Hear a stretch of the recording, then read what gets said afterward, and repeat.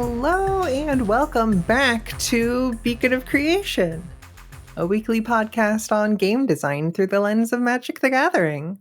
I'm one of your hosts, Juliet. I'm the other one of your hosts, Kayiu.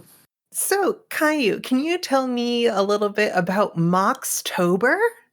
Sure, so Moxtober is a yearly event inspired by other similar challenges in which for each day of the month of October, there's a different one-word prompt uh, based on which people just design cards inspired by that prompt. There's no one prescriptive way to be inspired by it, just whatever it makes you think of, you make a card, you share it, and it's just a great community, it's just a great way to get the community together and have like a designated time for, hey, let's just share these designs and have a good time. I think it's especially as a community, custom magic doesn't have like set events or holidays as often in the same way. So I think that having something where the whole community can rally around and come together and share something is really cool.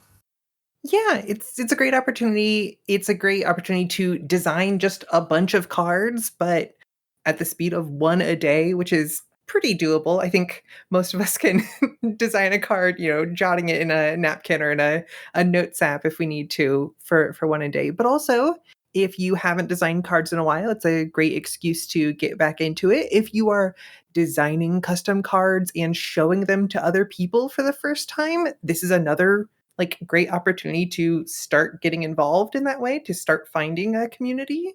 And you don't just have to design cards too. If you want to be writing flavor text or making jumpstart packs or making fun, weird little commander packs or designing a mechanic or token or a mox based on the prompt for each day.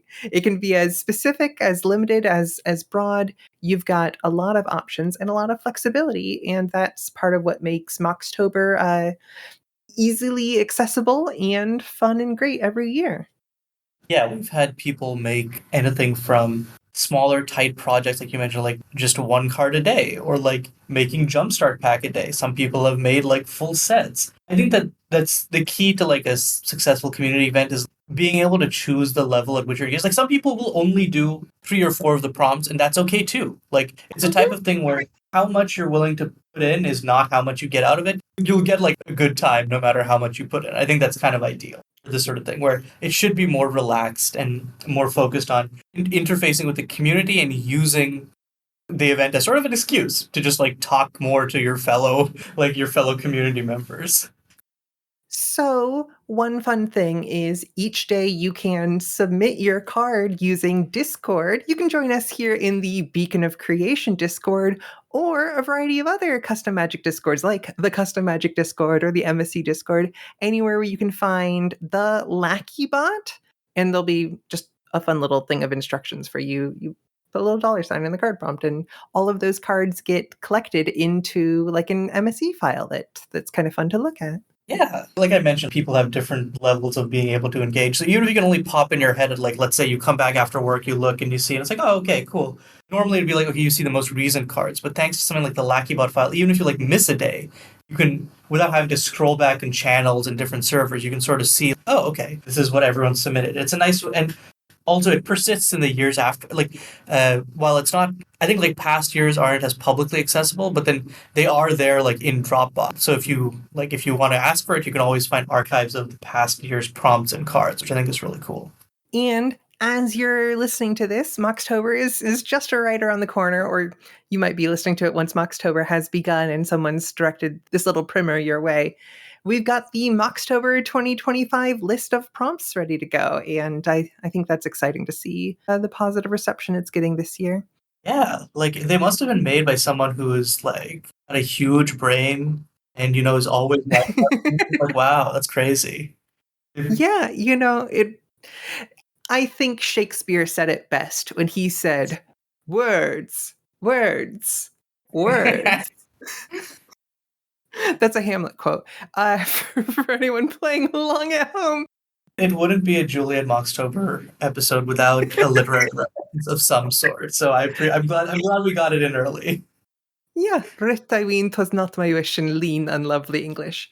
But yes, come on down and join us here in the Beacon of Creation Discord server, in other Discord servers. I know this is also a thing in the like custom magic Reddit sort of spaces and communities, and we'll be excited to see everyone's participation.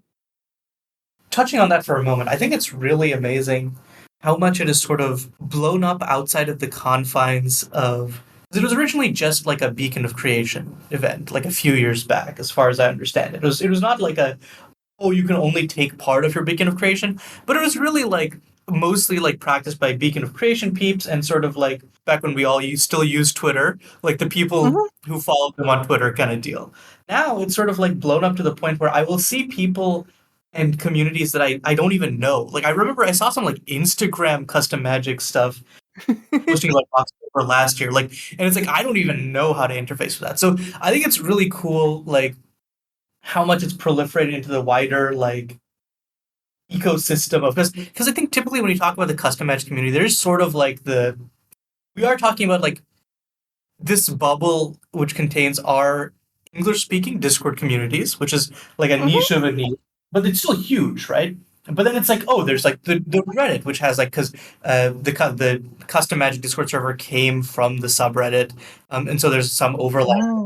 And then there's like the No Goblins Allowed forums or something, which like has some overlap. So there's different communities which all have like tenuous connections. And it's cool to see it sort of like trickle out that way. I know that size of an event isn't what determines how like valid or important it is, but it is just sort of like a neat thing of like the more people who take part, the more it feels like something that even if there's nothing that connects me to a person, I can just be like, oh, you're taking part in October too? And especially as someone who has been very enfranchised in custom magic, most of the stuff I do is with people I know.